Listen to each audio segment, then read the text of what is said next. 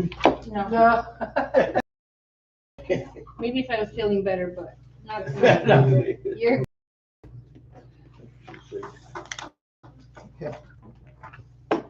All right, we're ready. Call me in order. 6:34. Is joining Pledge of Allegiance. Pledge allegiance to the flag of the United States of America and to the republic for which it stands, one nation, under God, indivisible, with liberty and justice for all.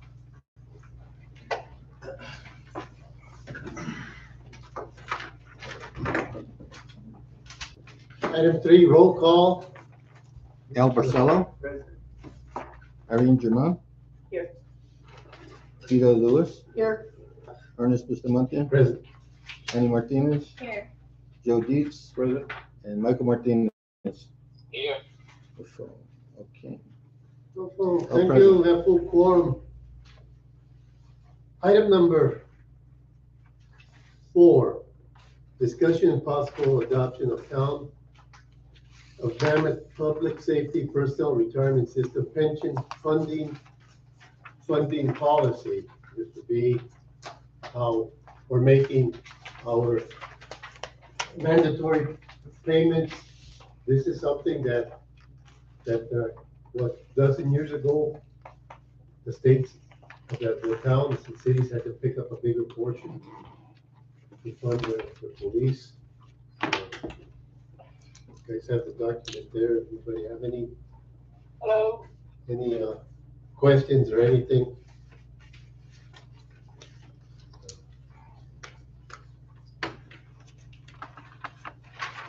There's no way that we're able to get this to the 100% before 2036. Not that I know of, no. I think in something like that, we do make our obligation payment, Yes. and then it does buy us some time. But I guess from what I get from this is that it's like a schedule so that we could get into compliance. And there's also ways of working these things because, well, I'll just leave it at that. Anybody have anything to add? Any comments or thoughts of this? And these are only for our actual full-time officers. These are not for reserves, correct? Correct. I so move that we approve the Town of Mammoth Public Safety Personnel Retirement System Pension Funding Policy. I'll second it. A motion on the floor to adopt the policy. And then a second.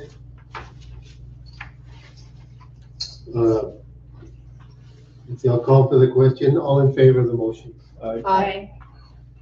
Aye. Okay, sounds unanimous. Any nays? None? Okay, motion is adopted.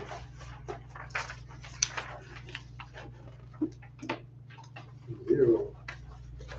Item number 5, consideration and possible approval of resolution 25-06.1 to adopt the tentative budget for 2025-2026. Alan, the council meeting, please. What do they need? Okay. Are you talking to someone else? Yeah, Mike, can you just mute your phone? I did. Okay. They wanted me inside. I'm outside. Okay. Cool out. Thank you. Okay, do we have the lady from the, That's Teresa, you're on the phone, right? Yes, I am. at this time, like, we'll probably have a few questions here. I myself probably need to make sure that everybody has your number. Does everybody have her number? No. Or The accountant, Teresa. the accountant? No. Maybe that's the first thing I was gonna ask. If we can get the number, her phone number later, because there might be some questions that you might think of afterwards. Maybe we could call her or So you funnel could- them through you could- you? Direct them to me and I'll get hold of her. That's something that I think if we're gonna do, we should do and have him hand out to us afterwards, because you're live streaming, yes? Yes. Okay. That way the general public doesn't have her phone number. Okay, yeah, okay, well, I myself, looking at everything, when I look at something, I look at what a budget is, a document, and it's tentative, and like anybody else, I have a few things that I've been advocating, and I just have a couple of bullet points here, but I just want to hold off for now. Maybe somebody has a question that they want to ask. Any other questions? So can I Yeah, ask go why ahead. we didn't have a budget meeting like we normally do? We normally start this process back in April.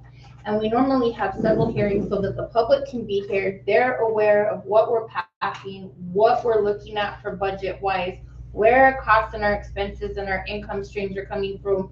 And they're very involved. I've been pushing for this to happen since the beginning of April.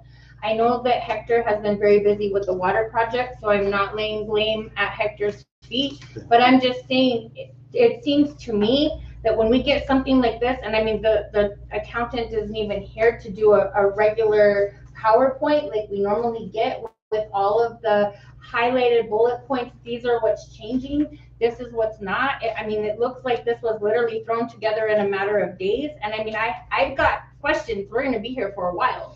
I've got lots of questions because there's lots of areas where it looks like we just overestimated and threw out a number that's 5 times what we had budgeted for last year, just so that we can say we're on the safe side in case home rule doesn't pass. And to me, that's not being smart with the town's finances. To me, that's just saying we're gonna just write a blank check and hope that everything comes in. And that's not fiscally responsible, is all I'm trying to say. So if Teresa doesn't have a problem being here until whenever we finish, then I think we should go one at a time with all of our questions, or if Teresa wants to go over the highlights. But I mean, I've got lots of questions, lots. I'm like Andy, and I got last year's budget. So Yeah, and I mean, it's on here. It's on here, estimated revenues from last year and then new revenues from this year. And I mean, it's on here, but like, we'll just take for giggles. If you go to, and I mean, even these, Town of Mammoth fiscal year 2024-2025 tentative budget, we're not 2024-2025, we're 2025-2026. I mean, that's something that should have been caught before we're gonna adopt something and post it.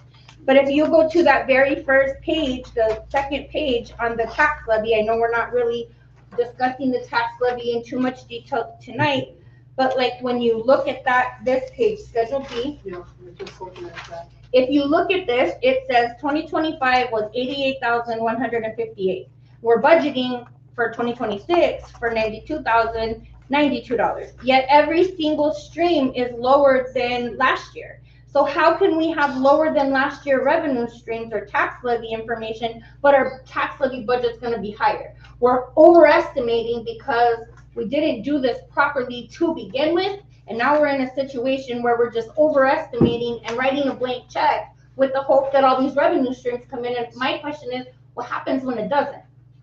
Okay, can I answer? Can I stop you right there for a minute? Yeah, please. If those numbers you're looking at are the maximum allowable primary property tax levy, they are not what is being levied. You have to look at line 3.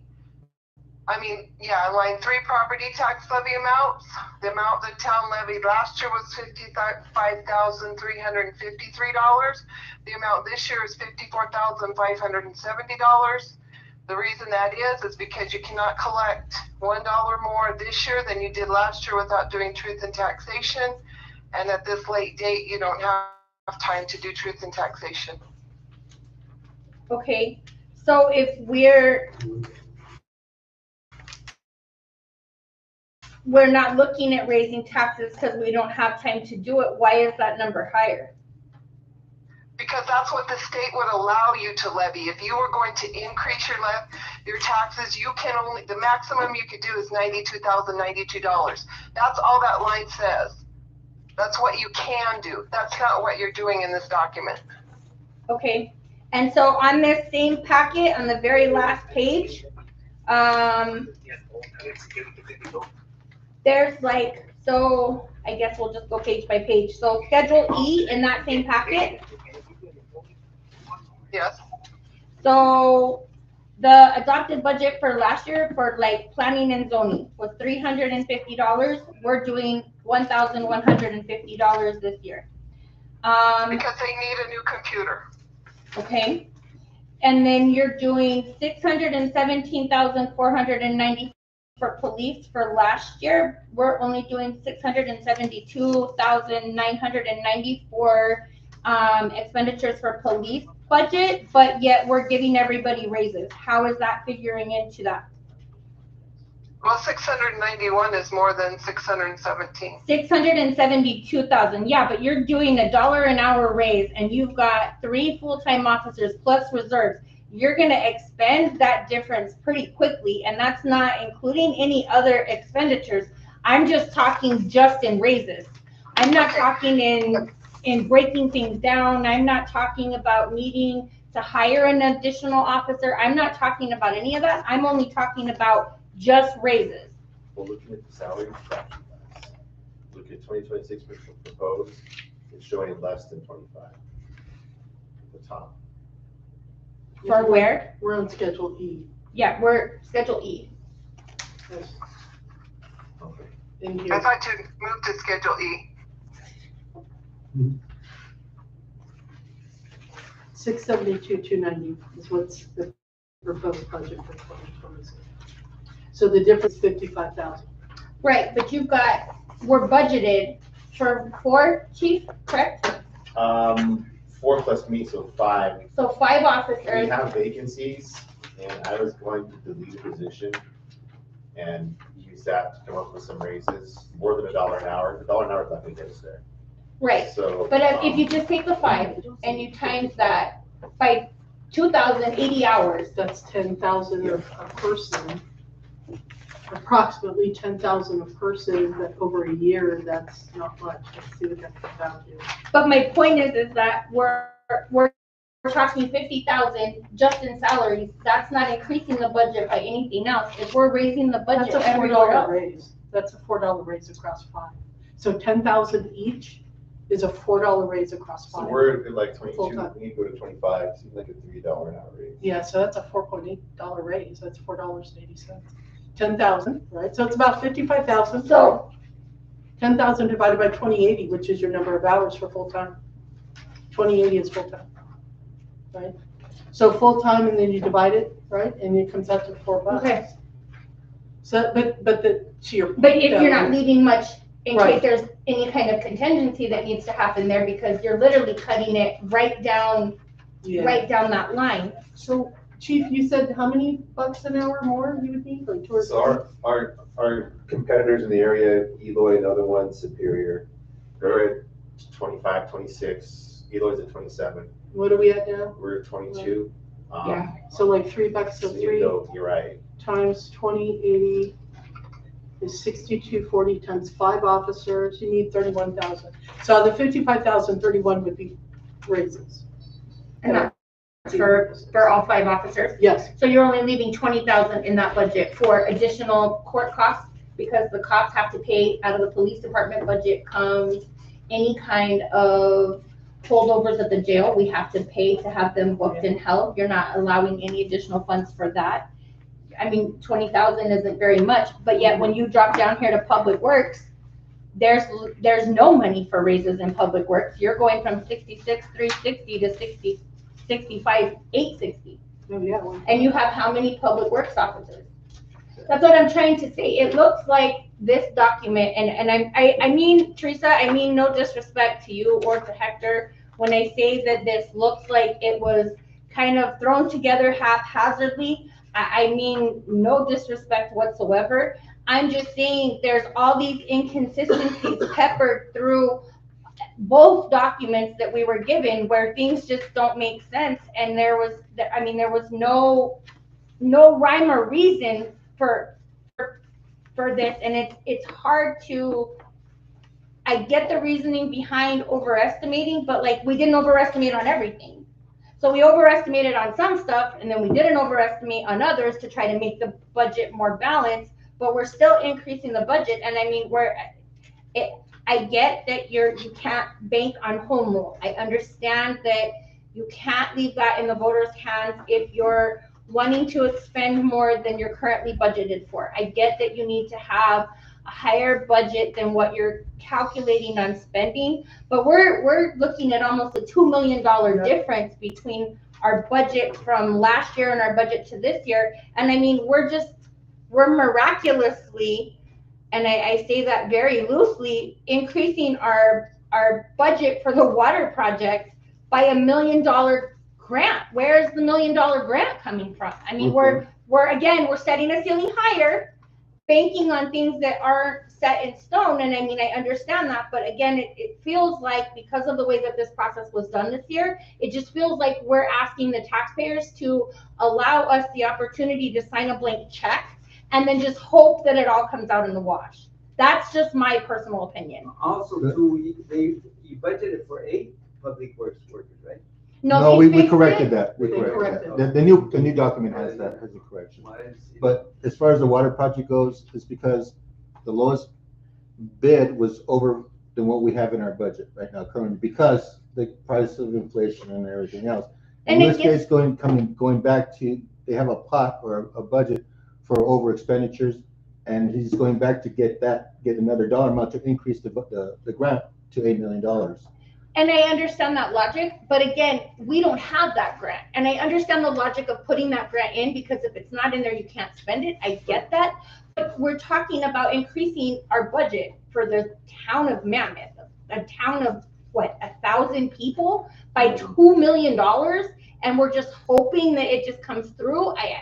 To me, that seems financially irresponsible. It would be like me going out and buying a brand new house, a brand new car, and buying all of these things and hoping that in the end I get the dream job that I want. It seems fiscally irresponsible to me to just, especially when we have all of these different areas where there's clearly I get to, like, with, I will say Teresa's thing for her, Public Works, their salaries are not just all tied up into Public Works. I get that we dole out salaries from Public Works into the water fund, and we dole out into the cemetery, and we dole out into parks, and I get that those are also piecemealed out.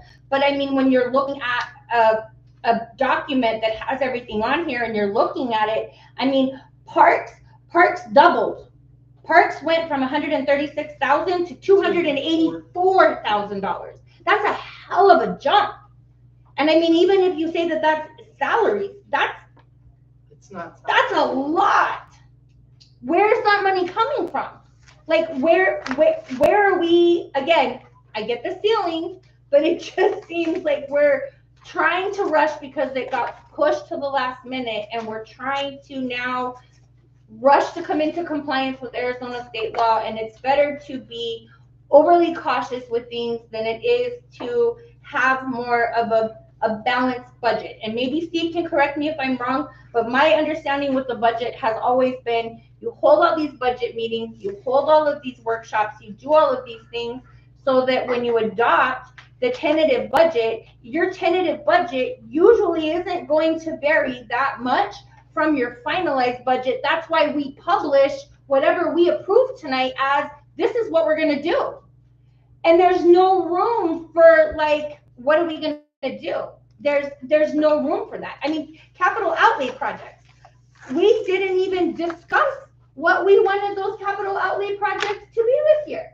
Did you have, Irene, did you guys attend a meeting where we decided what projects we wanted to prioritize? Ernie? I mean, Mike, Joe, we didn't have any of these discussions. And so I get that it looks like we're rocking with some of the stuff that we had from last year, but some of this stuff isn't even applicable anymore. We've got broadband service on here when we just approved them putting a tower right down here at Town Hall to give us discounted internet service. Why are we now looking at a $30,000 internet upgrade when we're bringing in a new internet company? I mean, it seems like we're rushing this, and it seems like we should have had more meetings, and I personally would be more comfortable with having more meetings in between this schedule, making sure that the public, one, is aware that we're actually doing this, allowing them to be present and allowing them to have the opportunity to see the budget presentation, how it has always been done, to understand what we're voting on, to make sure that our numbers are correct, so that when we pass a tentative budget, it is going to do exactly what it's supposed to do, and it's not going to vary that much from where we are at. That is just my thought. Mr. Mayor. And I understand, and I don't normally do things this way, but I did not understand. I was not told that I was doing the town of Mammoth's budget. And I had a few weeks to put it together, and I apologize for that. But there's two things I'd like to tell you about the tentative budget. Number one, it's your ceiling. Once you adopt the amount for the tentative budget, you cannot go over that amount. After that, if you want to reduce it, move things around, switch it around before you do your final budget, that's your option. The other thing is the contingency, the raises, everything that is in this budget and is budgeted for, the council has the authority over the budget. Just because it's budgeted doesn't mean it's going to happen. You account for it, you try and plan for it, because you know today, what we know today, 6 months from now is not going to be what you know. I mean, it's not going to be what's going to happen. Today is our best guess. This is what we think is going to happen. But every step, the raises that are put in there, I would not recommend that you give them next week if you decide to do it or whatever and do a tentative budget. I think we need to wait until the 2025 audit is done. You see where you end up at 2025, and then you can make an informed decision about if you want to give those raises or not. So just because the budget is done and it's approved and passed, doesn't mean the council doesn't have any authority to do anything in the future. It's totally up to the council. And I totally understand that, Teresa. I 100% understand that. But to me, and I'll be a little honest with you, it seems that if all we're doing is setting a ceiling, it seems a little convoluted to say that these are basically just pointless. What's to stop the council from just at a regular meeting in May just coming in and saying, you know what, well, this was our budget last year, so we're going to play it safe, and we're just going to say it's going to be, I don't know, $10 million difference than last year. I mean, there's got to be some accountability that you're going to be setting a realistic budget rather than just putting it all together. And I apologize that first, I thank you for stepping in and helping with this budget. I want to make it very, very clear. I apologize that you were not given more than a few weeks. I can tell you that it's something I know that myself and several other council members have been asking about since March and April, when we would normally have gotten started with this process. So I apologize that you didn't get it. And I'm not laying blame anywhere. I'm just saying I guess we can just move on. So my next question, I guess, would be this contingency fund. So you've got down $1,018,180 in contingency fund. Is that correct? That's correct. I'm now sorry guys, I'm in the second packet. We're trying to keep up with you. Sorry. Hang on. Just because we may have the same questions, so. It's going to be the very first page. It's the Town of Mammoth 2024-2025 tentative budget. It's the one that at the bottom has money for pay raises. It shows our budget going from, at the bottom, it has adopted 2024-2025 budget was $13,655,006. Revenues are only $12,700,000. And then I'm assuming in that revenues we're including the grant, because I see the 8 million kind of listed in a different font, Teresa, than the rest of that. Is that correct? That's correct. Okay, so if our revenues are 12,700, and then we're saying the proposed budget is going to be 15,300. And that revenue stream of 12 million is way overestimating, because in addition to that other $1 million water project grant we're banking on, there's also another $2,500,000 grant that we've got added into this figure. So I guess my question then becomes, At what point do we stop saying all of these millions that we're throwing out here are just imaginary, and they're going to be hopefully counted on to do the budget when it's not going to be there when we actually go to spend it. Right. So, if I may, just for a second. So I did have a conversation and back and forth with Hector and with Teresa today, and that came up, right? So my concerns are exactly what your concerns are. Because my experience is we only budget what we're actually going to spend plus a small contingency. Correct. And what I'm seeing in this is a huge contingency, and I've never seen that before. So it's new. It doesn't mean it's wrong. It just means it's new. But I agree with you. I don't understand how we would budget for grants with the majority of grants that we would go for, especially ones that add up to 2.5 million, we would have needed to have applied for last year or the year before, because a lot of those grants require application for them years in advance. And so those would be ones you would roll into. If they were in the process. Yeah. Because I mean, Yeah, we have nothing, right? we're talking 3.5 million, because if you tack on the other million from the water project that we're not budgeted for, Right. when you add that $1 million there and then the $2.5 million under grants, we're talking $3.5 million. And I don't know. So my experience, as I shared, is that you would normally, and you guys were there when I did the budget, 2 years or 3 years ago. That was the same thing, is if the grant hadn't been applied for, it was not put into the budget because we weren't going to get the money back there. Now I understand, and one of the things that Teresa and Hector shared with me was that what they're doing is they're kind of hoping that we will get a windfall of money sometime in the next fiscal year, and if we do, we won't be able to spend it if it's not in the budget. But I mean, really? I mean, that's kind of like rolling the dice. Do we really think we're going to get $1 million, $2 million? I don't know. Doesn't home rule outdo that, Cooper? What do you mean by that? Steve? I'm here. So if we adopted a fiscally sound, more in line actual budget for the tentative budget, and then we adopted our regular budget that we're basically counting on, and we passed home rule and we got a windfall of money, wouldn't that home rule allow us to spend outside of that spending exception? That question is probably going to be better answered by Teresa, which I would hope that she would follow up on this. The short answer is that the budget is basically what we are setting or having you consider as a ceiling tonight of the monies that the town could spend. That doesn't mean the town will spend them.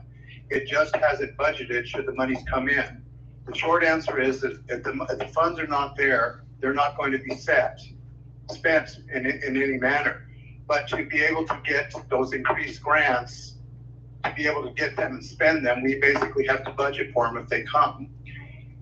In speaking to your town clerk, he's advised me about discussions with rural development on the water project and the cost increases. I'm familiar with that from other communities that are having similar problems, and your problem of the cost being higher is not unique to you.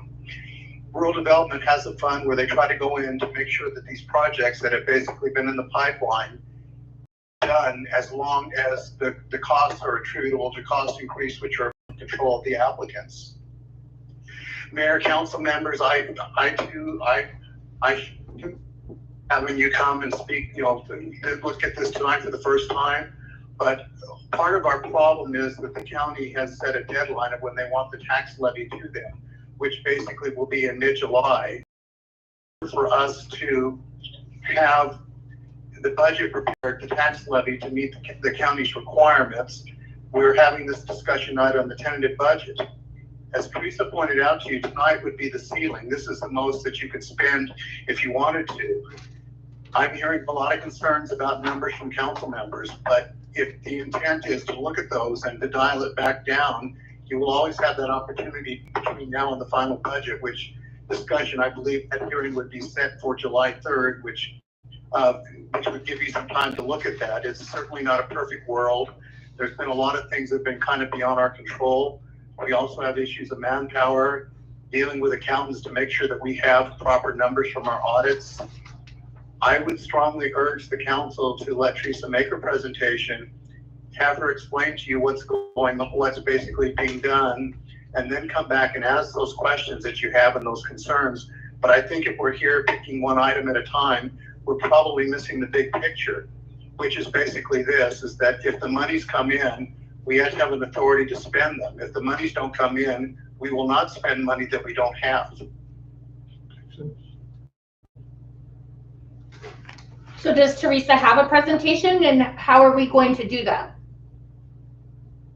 No, I do not have a presentation. I was just going to answer your questions that you had. And the one thing you said is home rule allows you to set your budget, but once that budget is set, you can't change it, and that becomes your budget. If you don't have home rule, the state sets your budget. So that's the difference between the two. So if you set this budget tonight, next week you got $10 million, so sorry, you have to wait till next year, can't do anything with it, because you can't spend more than you budget for. And if I may, Mr. Mayor and Councilman, and I agree with that. I'm not sure I'm comfortable with the $2.5 million. Okay, if it comes in, I agree. We need to make sure that there's some added in there in case we do get a $500,000 grant or whatever. But 2.5 million seems a little excessive, just my opinion. Yeah, but if we don't get it, we don't spend it, right? Right. That's my understanding. Yeah, because I think what the thing was that, We're not spending correct me it if I'm wrong, if we get it.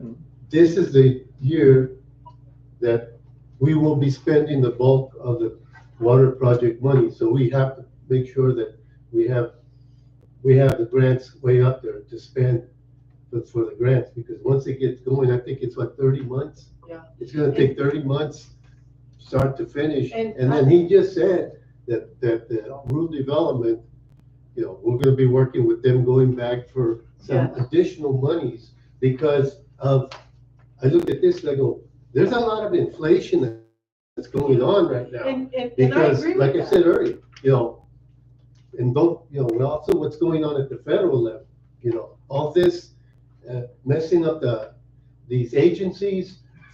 This grant was frozen, then it was unfrozen. Half the people that we depend on to help us, they left. They're federal workers. They're tired of it. But I think they've already included that, Ernie. So Okay. we've already included the extra $1 million to go get, because we know that we're already over budget based on the bids we got. So I'm not talking about that. I'm talking about what feels like, and I get it, Joe. We put it in there. If we don't get it, we don't spend it. But here's the thing. We're publishing a budget out to our public and our community that last year our budget was 13.6 and this year it's 15.3. So they're going to come to us and say, hey, you guys got $15 million, because they don't understand that there's monies in here that if we don't get a revenue stream to offset that, we can't spend it. They're going to expect us to be able to do all of these projects, and we're not going to have the money. That's why, in my opinion, we should have a little bit of excess. But if you put too much, people are going to think we can do all kinds of things financially, and we can't. We know that. And think of how upset everybody was. I mean, Ernie and Mike, you guys were on the council with me when we approved the grant originally years back. And when our budget went from being, what was it, Ernie, like $3 or $4 million to almost 10, we got calls nonstop for weeks on people wanting to know where this imaginary money was coming from. And every budget cycle that happens, even when I haven't been on the council, people have called me up wanting to know why every year it's steadily increasing. And yes, a small part of that is the cost of living is going up, so things are more expensive, salaries need to increase, things of that nature. But when we're talking $3.5 million, that's a hard pill to swallow when we're publicly saying, this is the highest we're going to go with your tax dollars. This is going to instill fear in citizens who are living on Social Security, who are right now choosing between pills and and food. This is going to instill fear in widows that are now having to try to think, what's this going to do? You see that kind of an increase, the money's got to come from somewhere.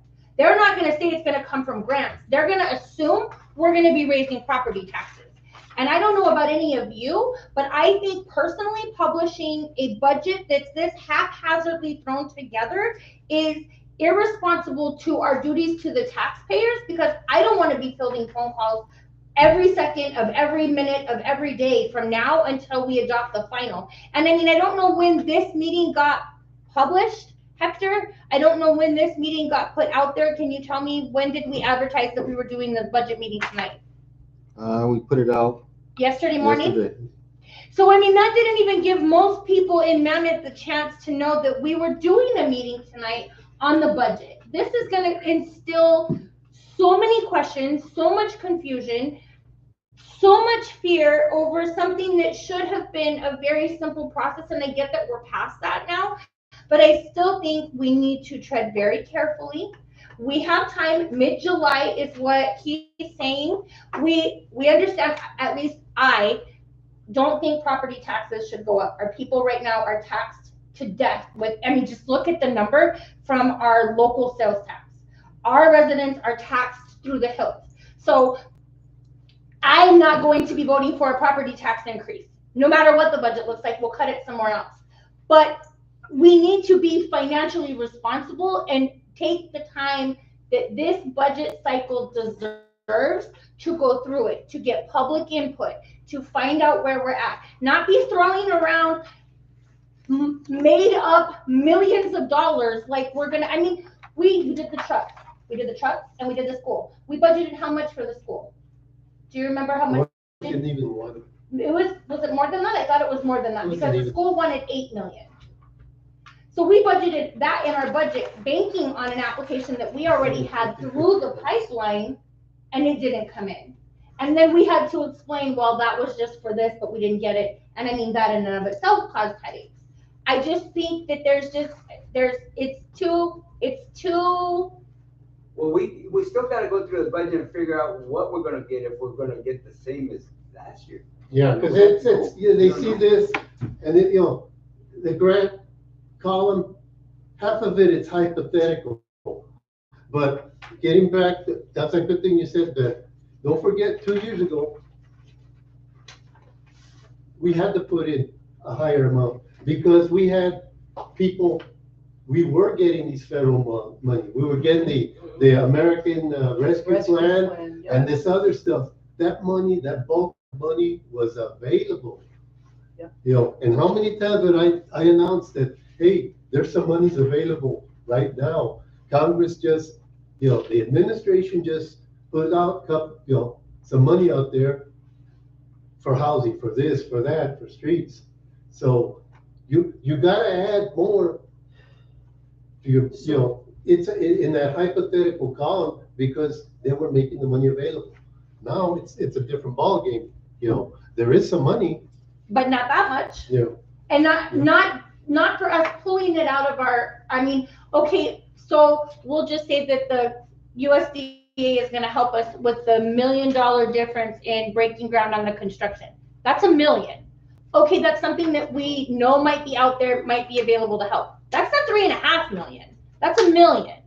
And I mean, when we're going from talking about all of these made up millions to, if you look in this same second packet, since we were discussing raises, and you go to the Town of Mammoth General Fund expenditures, number 1052. This is going to be the police department. It says our adopted budget for 2025 was $314,432 for salaries. That was what we budgeted for last year, with 4 officers plus the chief. That was our budgeted salary. Now, what we're budgeting for 2026 is only $304,540. Yeah, we're going to give them a $4 an hour raise, or hell, even $1 an hour raise. We're going in the wrong direction. And this is just one of many tabbed differences that I have caught, inconsistencies between what we're approving and what we're saying is going to be the thing. And I understand you can correct them later, but this is something that you're going to publish in the minor.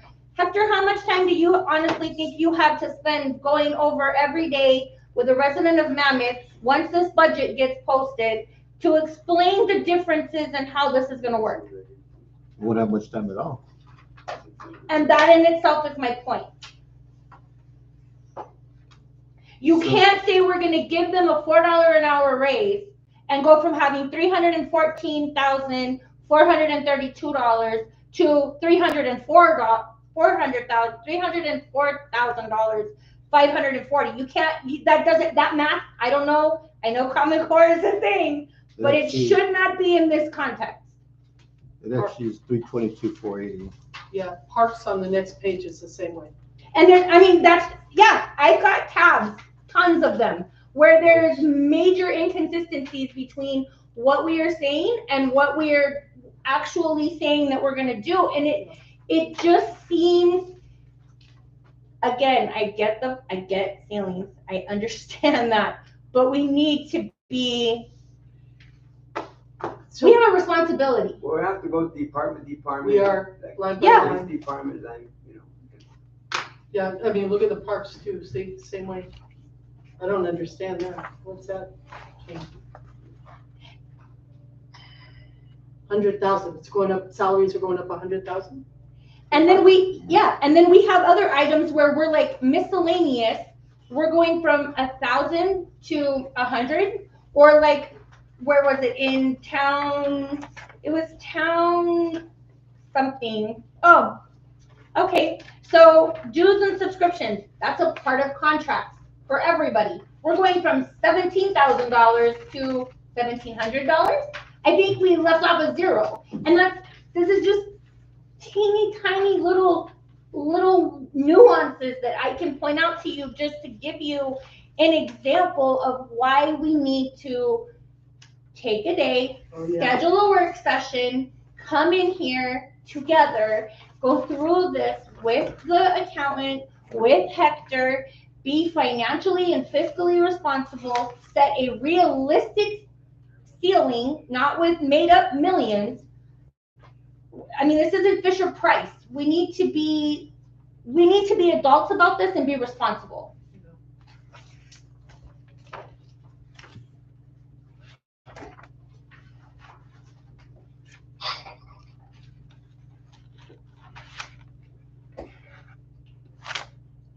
So it's up to you guys what you want to do. Before you can do your final budget, you have to advertise it for 2 weeks. You have to adopt the final budget 14 days after that. You have to do you can't do your property tax levy until 14 days after that. In this document, the property taxes are actually going down. They are not going up.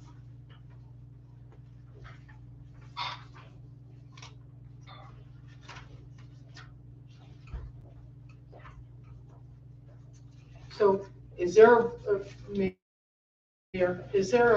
council, is there a way for us to get a calendar and lay out a schedule where we can go through this budget, all of us, line by line, and ensure that we're doing the right thing, and still make the deadline? So can we get a calendar and sit down and go through it and try and figure out when we can come together and do this review line by line? Because I agree. I mean, I see all kinds of inconsistencies in here. You want me to grab a calendar now? I think that would be, do you guys agree? I mean, would you I am not going to be voting tonight to approve a tentative budget ceiling. I'm not with these imaginary made up millions. Department by department. Yeah, we did. Check everything out. I agree. Last year. I agree with Annie. I can't in good conscience do this either. I think we really need to take a look at this.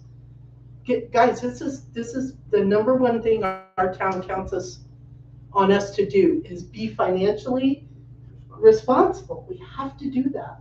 I mean, Al and Irene, you guys have every meeting that we've had for the last 5 meetings. You guys have talked about how we need to be fiscally responsible with the town's money. We need to be making sure that some of these things are being done.